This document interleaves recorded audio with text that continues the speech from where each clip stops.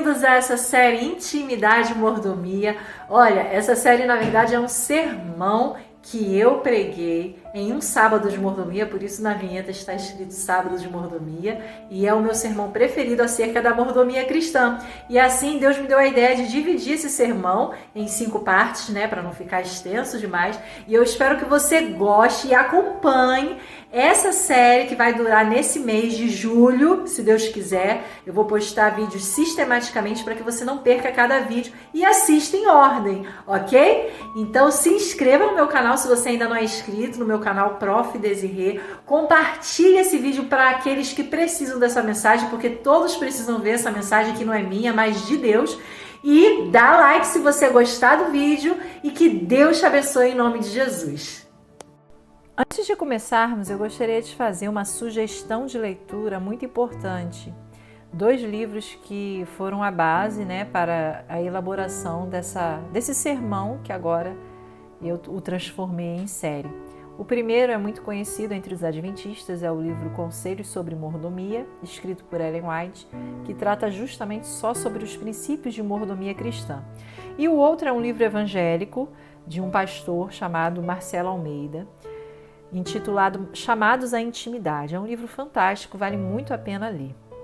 Nós vivemos em uma corrida sem fim, com inúmeras tarefas, e nesse contexto é natural o cansaço e o desânimo, não é verdade? Mas toda essa agitação que vivemos não foi suficiente para nos impedir de fazermos alguns questionamentos muito importantes que constituem o cerne de todo ser humano. As perguntas que praticamente todos já fizeram. Eu tenho certeza que você já fez ou fará essa pergunta, seja consciente ou inconscientemente. Que perguntas são essas? Quem sou eu? Qual é o propósito da vida? Para onde irei? Essas perguntas fazem parte da nossa essência, e eu ouso dizer que o motivo de muitos estarem numa condição de miséria na vida é justamente porque não sabem responder a esses questionamentos do coração. Talvez você seja uma dessas pessoas. Alguns até sabem responder uma dessas perguntas ou 2 dessas, mas não sabem as respostas para todas as 3. E você precisa urgentemente saber. Caso contrário, caso você não encontre as respostas na fonte certa, vaguearás errante pela vida. Mas como responder? A Bíblia tem as respostas para todas estas perguntas. Saiba, Deus te criou com um propósito. Veja o que encontramos logo no primeiro livro da Bíblia, em seu primeiro capítulo. Também disse Deus: façamos o homem à nossa imagem, conforme a nossa semelhança. Tenha ele domínio sobre os peixes do mar, sobre as aves dos céus, sobre os animais domésticos, sobre toda a terra e sobre todos os répteis que rastejam pela terra. Criou Deus, pois, o homem à sua imagem, a imagem de Deus o criou, homem e mulher os criou. Veja que fantástico! Aqui já encontramos as respostas para algumas daquelas perguntas e veja como não é difícil você encontrar as respostas. Se você ir só no primeiro livro, no primeiro capítulo da Bíblia, tu já consegue encontrar as respostas para as muitas perguntas que você possa fazer na sua vida. Veja que fica muito claro aqui que Deus nos criou à imagem e semelhança dele. Do início ao fim da Bíblia você encontra aquilo que realmente precisa para alentar seu coração. Aqui diz que Deus nos criou à imagem e semelhança dele. Como assim? O ser humano foi criado à semelhança de Deus física e moralmente. Diferente dos animais e das plantas, o ser humano, homem e mulher, foi o único que Deus criara com essa diferença. E mesmo assim, nenhum de nós é igual em tudo, a nível de personalidade, de vivência. Veja, não existe uma pessoa na face da terra igual a você, nesses aspectos, sejam físicos quanto morais, de personalidade e etc.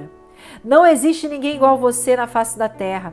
Isso nos mostra um Deus de amor, sabe? Um Deus criativo, Um Deus que não saiu dando Ctrl+C, Ctrl+V na criação humana. Não, Deus não é assim. Deus é um Deus de detalhes. Além disso, desde o início vemos que o Senhor colocou o ser humano para administrar toda a sua criação. Veja, tenha ele domínio sobre os peixes do mar, as aves dos céus e tudo mais. Ou seja, aqui está a mordomia. Deus deu ao homem domínio. Deus deu ao homem responsabilidade, administração. Deus não criou o homem para a ociosidade.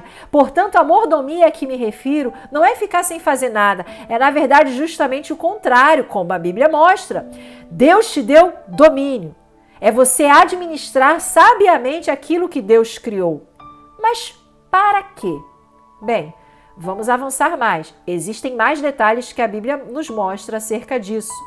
Veja o que Isaías 43:7 nos diz. A todos que são chamados pelo meu nome, e os criei para minha glória, e que formei e fiz. Olha que interessante. Numa parte do versículo 7 de Isaías 43 é dito que Deus nos criou para o quê? Para a glória dele. Para que pudéssemos glorificá-lo. Mas em qual extensão? Em qual área? Será que a glorificação a Deus está só no cuidado da natureza, no cuidado dos animais, como se viu lá no Éden em relação a Adão e Eva? Agora, para respondermos isso, a Bíblia, veja como que a Bíblia amplia esse aspecto. 1 Coríntios 10:31 diz assim: portanto, quer comais, quer bebais, ou façais outra coisa qualquer, fazei tudo para a glória de Deus. Ou seja, toda a vida de Adão e Eva deveria ser de constante honra ao nome de Deus. Não é à toa que foram criados à imagem e semelhança de Deus. Nosso Criador nos fez assim porque nos ama. Mas talvez você pense, mas isso não poderia ser uma atitude egoísta de Deus? Deus não estaria sendo egocêntrico ao querer que tudo que fôssemos fazer fosse para a glória dele? Isso não soaria como uma escravidão? É aí que está. Não. Sabe por quê? Não soa como escravidão? Porque ele deu o direito de escolha aos seus filhos. Adão e Eva foram provados, e se você conhece a história, você sabe muito bem que Deus não lhes tirou o direito de optarem por outro caminho. O caminho que era oposto ao que ele esperava. Adão e Eva, portanto, por escolha própria, afastaram-se de Deus, achando que esse era o melhor caminho. E é aí que vemos que Deus não foi egoísta, porque mesmo diante da transgressão do homem e da mulher, o Criador lhes deu uma nova chance. Isso sim é um Deus de amor. Os resultados do pecado são a maior prova de que não existe outro caminho melhor. Sim, porque o pecado foi justamente o que causou um abismo entre Deus e a humanidade. Hoje não podemos ver Deus face a face por isso, porque o pecado causara isso. Mas, embora tenha causado um abismo para que essa glorificação, essa relação pessoal de Deus com seus filhos pudesse ser interrompida, Deus mostra para todos que o pecado não o pegou de surpresa. E por meio daquela situação lá em matar um cordeiro e vestir Adão e Eva com as vestes desse cordeiro, que estavam muito longe de ser folhas de figueira, ele mostrou ali o propósito da salvação. Que fantástico isso!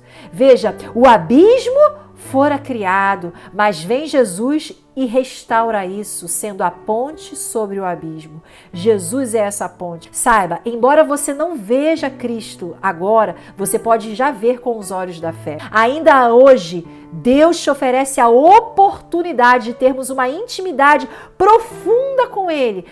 Mas para onde você está indo? Para onde você quer ir? Deus não te obriga. Existem aqueles que estão indo para o caminho da morte e aqueles para a vida. Existem aqueles que morreram para a ressurreição da vida, morreram em Cristo, e aqueles que estão morrendo para a ressurreição da condenação. E você?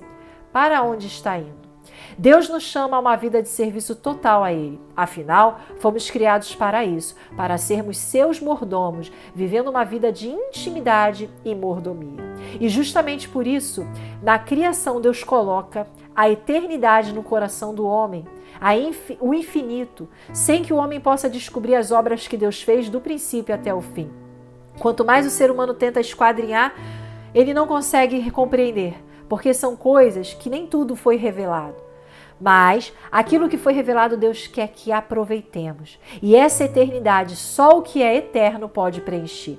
Deus nos criou, portanto, com uma arquitetura interior para a intimidade. Portanto, nós, seus filhos, somos seres com um espaço enorme dentro de nós para a intimidade em diferentes níveis de relacionamentos que temos.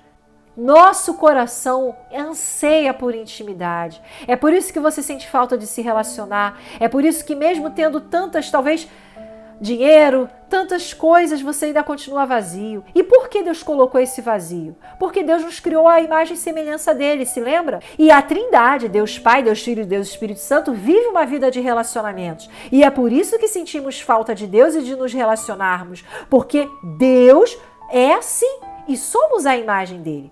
Mas espera aí, como que isso funciona? Será que qualquer pessoa, independente de como se encontra, ela consegue ser íntima de Deus? Será que existe algum pré-requisito para o eterno ocupar o vazio do nosso coração? Ou Deus o preenche naturalmente? Isso é o que nós veremos no próximo vídeo. E também buscaremos responder outras perguntas, como por exemplo, como é que eu posso saber a vontade de Deus, tendo certeza de que foi Ele quem falou comigo e não o meu coração? Isso e outras perguntas nós veremos no próximo vídeo. Eu espero você nessa série e que você compartilhe essa mensagem a outras pessoas que precisam saber o propósito da vida, o propósito de Deus na vida delas.